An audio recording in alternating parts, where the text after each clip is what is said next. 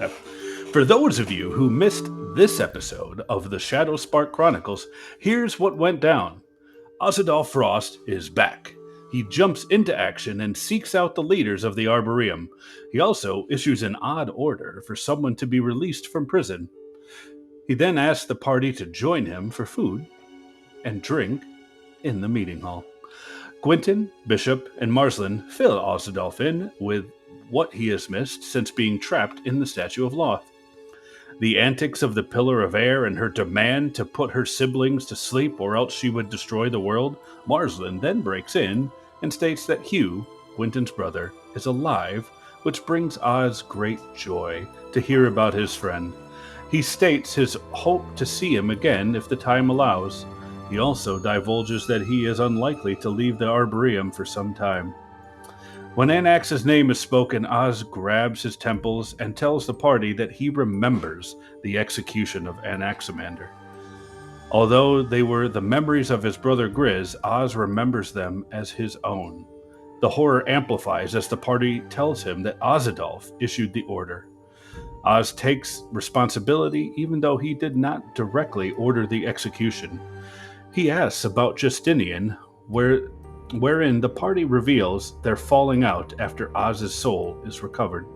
Ozadolf asks for more about this and discovers that Anax's belongings are with Justinian. Captain Thalia Winterheart, commander of the Frost Reavers, responds to the summons from King Ozadolf. After being questioned, she is revealed to be loyal to the crown. She also states that some amongst the Frost Reavers are loyal to Colton Frost. Oz tasks her with finding out who they are and, per her recommendation, send them to Neverwinter. Additionally, he asks her to look for the Justinian and bring him to Oz. Drusilla is revealed as one of the Shadow Sparks to Oz, and her family is discussed at length. The party then goes into detail about the battle at Candor's Keep with Athan Shadowspark. It is then revealed that Fane Shadowspark is alive and active and scheming from his exiled island of Das Khaldun. A prisoner is then brought to the meeting hall by Ozadolf's command. He is revealed to be an old tutor and friend of Ozadolf, who was unjustly imprisoned and about to be executed in the coming days. Oz pardons him and tells him to sit and eat at the table with the rest. After Oz commands his attendants to send the Candor's Keep embassy back, a Vidalcan enters the meeting hall. He is revealed to be High Arcanist Nerian Voss, who goes into great detail about the mines and the danger therein. Marsland is taken aback by the sight of another Vidalcan, and they nerd out only as true Vidalcan can. Oz interrupts this discussion, bringing the mines and Colton's hidden sanctum back to the forefront. He orders the High Arcanist to send teams to both locations to investigate. Murdrace, Gwynton, Marsland, and Bishop all follow Ozadolf to the prison where Colton Frost resides. Colton demands to be released and states that his actions were warranted in how Ozadolf was treated. Oz foolishly tells Colton that he will rot in prison for the rest of his life and then asks for more information on the coming darkness.